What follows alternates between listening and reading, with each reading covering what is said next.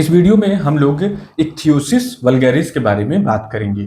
Ichthyosis vulgaris जो होती है, ये सबसे सामान्य वैरायटी की इक्थियोसिस होती है।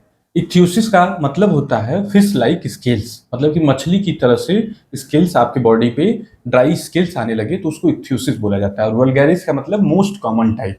तो जो इक्थियोसिस वल्गैरिस है, ये इतना सामान्य होता है कि आप इसी बात से समझ सकते हैं कि हर 100 में से एक लोगों में ये परेशानी देखने को मिलती है। मतलब 100 लोग सोसाइटी में हैं तो उसमें से एक लोगों को ये परेशानी देखने को मिलती है। कुछ रिसर्च में ऐसा पता चला कि 250 में से एक लोगों में ये परेशानी देखने को मिलती है। लेकिन अधिकांश लोगों में ये इतने हल्के ग्रेड की होती है कि लोग इसे नॉर्मल स्किन समझ करके अपनी नॉर्मल लाइफ जीते चले जाते हैं और पता ही नहीं चलता है, और ट्रीटमेंट सीख करते ही नहीं है। मतलब इलाज, कभी डॉक्टर्स नहीं मिलते हैं, इलाज के बारे में डिस्कस नहीं करते हैं। तो उसको लोग इसको ड्राई स्किन समझ करके, रूखा स्किन समझ करके कि नॉर्मल मेरी स्किन ड्राई रहती है, नॉर्मल तेल लगा लेते हैं तो उससे मॉइस्चराइज हो जाती है, उसी से लोग मैनेज कर लेते हैं बिना ये जाने ही कि उन्हें इक्थियोसिस की प्रॉब्लम है। तो ये इतनी सामान्य परेशानी है। तो इसमें व्यक्ति के शरीर पर बहुत बारीक से पतले पतले फाइन स्केल, जिसको बोला जाता है फाइन स्केलिंग, ब्राउनिश कलर के, स्किन कलर के या ग्रे कलर के छोटे छोटे महीन स्केल्स देखने को मिलेंगे। और वो ज्यादातर जो एक्सटेंसर पार्ट है हाथ का, और एक्सटेंसर पार्ट मतलब कि जो हाथ का बाहरी हिस्सा और जो पैर का आगे वाला हिस्सा जो है, उस पे ज्यादातर लोगों को देखने को मिलता है। जैसे लेग में जो सिन वाला एरिया है, टीनिया जो टिबिया वाला एरिया है, वहां पर देखने को मिल जाता है। इसमें एक इंपॉर्टेंट चीज ये होती है कि इस बीमारी के जब जेनेटिक्स को समझेंगे, कारण को, तो ये बीमारी जो होती है वो एक जीन होता है जो फिलाग्रिन नाम की प्रोटीन को बनाता है। तो वो प्रोटीन जो होता है हमारे स्किन में नेचुरल मॉइस्चराइजिंग फैक्टर के सिंथेसिस में इंपॉर्टेंट होता है। जो मॉइस्चराइजिंग एलिमेंट है प्रकृति द्वारा प्रदत्त, जो मॉइस्चराइजिंग वाला पार्ट है, उसमें इसका योगदान होता है। तो जब फिलाग्रिन प्रोटीन की कमी होती है तो जो नेचुरल मॉइस्चराइजिंग फैक्टर है वो स्किन का कम हो जाता है। इस वजह से स्किन ड्राई होने लगती है। अब इसका जो इनहेरिटेंस वाला पार्ट है तो वो होता है ऑटोसोमल सेमी डोमिनेंट, मतलब कि दो जीन होते हैं। तो उसमें से मान लीजिए एक जीन डिफेक्टिव हुआ, एक सही हुआ, तो वो कुछ हद तक फिलाग्रिन प्रोटीन बना देगा, तो स्किन को उतना ड्राई नहीं होने देगा।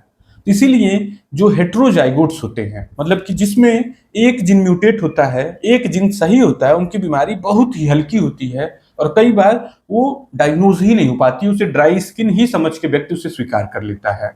और जो होमोजाइगोट्स होते हैं, मतलब कि जिनमें जो जीन हैं वो गड़बड़ हैं, काम नहीं सही से कर रहे हैं, तो उनमें बीमारी ज्यादा तीव्र गति की होती है। तो उसमें ऐसा हो सकता है कि जो स्केल्स हैं वो पूरे शरीर पर हो सकता है, गर्दन पे आ सकता है, चेहरे पर भी आ सकता है, और स्केल का कैरेक्टर भी बदल सकता है। जैसे हमने बात की बहुत भूसे जैसे स्केल जो हो रहे थे, जो छोटे छोटे स्केल्स, तो वो जो होमोजाइगोट्स वाली वैरायटी है, मतलब जिसमें दोनों जीन म्यूटेटेड होते हैं, तो उसमें जो स्केल होगा उसकी तीव्रता बढ़ जाएगी, जो ड्राइनेस है उसकी तीव्रता बढ़ जाएगी और वो बहुत ज्यादा स्किन ड्राई हो जाएगा। और जो स्केल्स का साइज होगा वो काफी बड़ा होगा, तो उसका कलर भी और ज्यादा डार्क होगा, ब्लैकिश कलर का, कभी कभी एकदम ब्लैक कलर का, कभी कभी चिपका हुआ प्रेस्टेड स्केल देखने को मिलेगा पूरे शरीर में और पूरे बॉडी को इन्वॉल्व कर सकता है। और इस स्केल्स ड्राइनेस की वजह से डिस्कम्फर्ट होती है, खुजली हो सकती है। इक्थियोसिस वल्गैरिस के मरीजों में दूसरे भी कई प्रकार के लक्षण हो सकते हैं, जिसमें कि कुछ इंपॉर्टेंट लक्षण ऐसे होते हैं कि हाइपरलीनियर पाम हो सकता है, जो हाथ की रेखाएं हैं वो बहुत ज्यादा, मतलब हाइपर ज्यादा मात्रा में है, तो ऐसा गंदा हाथ दिखेगा, बहुत गंदा सा, जैसे कि बिल्कुल मल्टीपल क्रिस क्रॉस लाइंस दिखेंगी, तो उस तरह से पाम दिखने को मिलेगा। इसके अलावा किरेटोसिस पाइलरिस देखने को मिलती है, जो हाथ का ऊपर का बाहर का हिस्सा है उसमें छोटे छोटे मल्टीपल खुरदुरे दाने, जो छूने पे खुरदुरे महसूस होंगे, उनमें कोई लक्षण नहीं होगा मरीज को, उन्हें खुरदुरे दाने देखने को मिलेंगे। इसी तरह से जो इक्थियोसिस वल्गैरिस जो बीमारी है वो एटोपिक डर्मेटाइटिस नाम की बीमारी से भी एसोसिएटेड होती है काफी मरीजों में, जिसमें तो व्यक्ति के शरीर पे बहुत सारे खुजली वाले रैसेस पैदा हो जाते हैं, खुजली वाले चकत्ते हो जाएंगे, बहुत खुजली होगी, जगह जगह पानी निकलते वाले रैसेस भी हो सकते हैं। तो एटोपिक डर्मेटाइटिस बहुत ही सामान्य प्रॉब्लम है इक्थियोसिस वल्गैरिस के पेशेंट में। इसके अलावा भी कुछ और भी एसोसिएशन है, लेकिन वो सब असामान्य एसोसिएशन होते हैं, सिम्टम्स होते हैं। नेक्स्ट पार्ट आता है कि इसके डायग्नोसिस का, कि कैसे पता चले कि मुझे इक्थियोसिस वल्गैरिस ही है। जैसे इक्थियोसिस की बहुत सारी वैरायटी होती है, बहुत सारी वैरायटी है, एक्स लिंक्ड इक्थियोसिस है, कॉन्जेनाइटल इक्थियोसिफॉर्म एरिथ्रोडर्मा है, बहुत सारी वैरायटीज हैं। तो ऐसे में ये क्लियर करना बड़ा जरूरी होता है। तो इसके जो क्लिनिकल फीचर्स हैं वही अधिकांश केसेस में गाइडिंग फैक्टर होते हैं कि ये इक्थियोसिस वल्गैरिस है। जैसे कि जो ये ड्राइनेस है या स्केल्स है, तो ये बर्थ पे नहीं प्रेजेंट होगा। मतलब बच्चा जब पैदा होगा तो बिल्कुल नॉर्मल दिखता हुआ बच्चा होगा। जब उसकी उम्र बढ़ेगी, जब वो 2 से 5 महीने का होगा, तब उसकी स्किन ड्राई होना शुरू हो जाएगी। और कई बार ऐसा देखा जाता है कि बीमारी बढ़ती चली जाती है 4, 5, 6 साल की उम्र तक, मतलब पीक पे पहुंच जाती है बहुत सीवियर फॉर्म में। तब पेरेंट्स डॉक्टर के पास मिलना शुरू कर देते हैं। और ये देखा गया कि उसके बाद ये बीमारी स्टैटिक हो जाती है, मतलब जितना आई बीमारी उसके बाद से उसी पर रुक गई 18-20 साल एडोलेसेंस तक, 18-20 साल की उम्र तक। उसके बाद फिर से ये घटना शुरू कर दी, मतलब खुद ही कम होने लगी, अपने आप बिना किसी दवाई के ही परेशानी कम होने लगी। तो ये जो फीचर है ये बड़ा कैरेक्टरिस्टिक होता है। प्लस जो भूसे जैसे स्केल हैं जो उसका कैरेक्टरिस्टिक है वो बड़ा इंपॉर्टेंट होता है डॉक्टर को डायग्नोस करने में। लेकिन कभी कभी कंफ्यूजन होता है, तो उसमें डॉक्टर दूसरे टेस्ट की मदद ले लेता है, जैसे बायोप्सी की मदद ले लेता है, तो उससे चीजें और क्लियर हो जाती हैं। नेक्स्ट पार्ट आता है इसके ट्रीटमेंट का। तो चूंकि प्रॉब्लम कहाँ पे है, प्रॉब्लम है कि जो नेचुरल मॉइस्चराइजिंग फैक्टर है वो स्किन में अच्छे से नहीं बन पा रहा है, मतलब कि जो मॉइस्चराइजिंग एलिमेंट है वो स्किन में कम है। तो अब हमें बाहर से मॉइस्चर दे देना है। तो बाहर से आप मॉइस्चर कैसे देंगे? तो तमाम तरह के मॉइस्चराइजिंग क्रीम्स अवेलेबल हैं। वो सब मॉइस्चराइजिंग क्रीम स्किन को हेल्दी बनाने में मदद करती हैं। तो आप कोई भी मॉइस्चराइजिंग क्रीम लगा सकते हैं। कुछ मॉइस्चराइजिंग क्रीम ये हैं जो रिसर्च में पाए गए हैं कि बेहतर साबित हुए हैं सिंपल मॉइस्चराइजिंग क्रीम से, जैसे यूरिया बेस्ड क्रीम जो है। तो उनमें देखा गया है कि वो स्केल्स को भी कम करते हैं, साथ में मॉइस्चर भी देते हैं। जो स्केल्स थे भूसे जैसे जो झिल्ली थी उसको भी कम करते हैं, प्लस मॉइस्चर भी देते हैं। इसी तरह से जो दूसरे मॉइस्चराइजिंग क्रीम है जैसे ammonium lactate, glycolic acid, salicylic acid, तो इस तरह के भी जो मॉइस्चराइजिंग क्रीम है जिनमें ये सब तत्व होते हैं, तो वो और ज्यादा बेनिफिशियल पाया गया है। प्लस इसमें ये ध्यान देना है कि जैसे आप जब नहाते हैं तो उसमें जैसे ही आपने नहाया तो जो वाटर वाला मॉइस्चर था हमारी बॉडी पे, उसके तुरंत बाद ही आपने जब ये सब मॉइस्चराइजिंग क्रीम लगा दिया, जैसे आप नहा के निकले, अभी शरीर पे हल्का हल्का नमी, पानी की नमी बनी हुई है, ऊपर से आपने तेल की नमी लगा दी, जो ऑयल बेस्ड मॉइस्चराइजर है उन्हें लगा दिया, तो ये और अच्छा माना जाता है कि पहले जो वाटर का हाइड्रेशन था और ऊपर से आपने ऑयल का मॉइस्चराइजिंग कर दिया। तो ये और अच्छे रोल के तौर पे माना जाता है इसका। तो ये जो मॉइस्चराइजिंग की जो टेंडेंसी है वो बच्चे को हमेशा करनी पड़ेगी।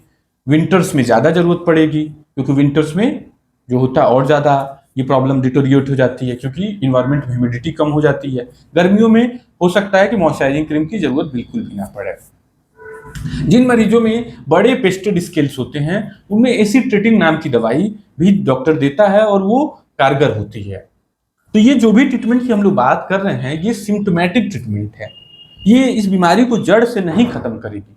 मतलब जो ये चूंकि आनुवंशिक बीमारी है, जेनेटिक डिसऑर्डर है, इसमें जीन म्यूटेटेड है, तो अभी के समय में साइंस के पास बहुत थोड़ी ही दवाइयां हैं जो जेनेटिक डिसऑर्डर्स को ठीक कर सकती हैं। फ्यूचर होपफुल है, फ्यूचर में नई नई दवाइयां आ जाएंगी जो संभव है कि जेनेटिक डिसऑर्डर्स को भी ठीक कर दें, नए नए टेक्निक्स आ जाएंगे। लेकिन अभी के समय इक्थियोसिस वल्गैरिस का परमानेंट इलाज नहीं है। लेकिन अब यहाँ पर एक अच्छी बात यह है कि 20 के बाद ये बीमारी खुद ब खुद बहुत तेजी से हल्की होने लगती है।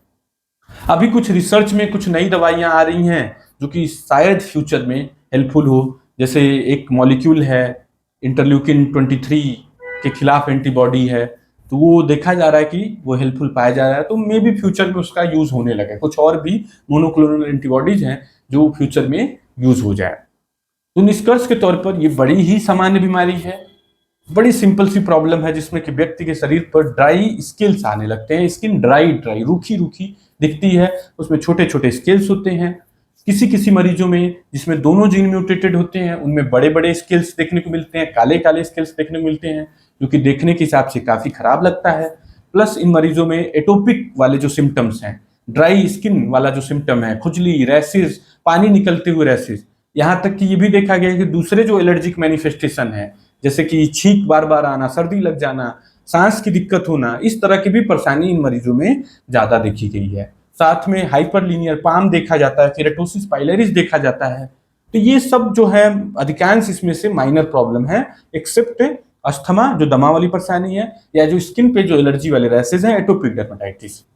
इन मरीजों को आसानी से मॉइस्चराइजिंग क्रीम के द्वारा हैंडल कर लिया जाता है, जिसमें विशेष करके urea based moisturising cream use की जाती है, और भी दूसरे अल्फा हाइड्रोक्सिक एसिड, सैलिसिलिक एसिड, ये भी यूज कर लिया जाता है।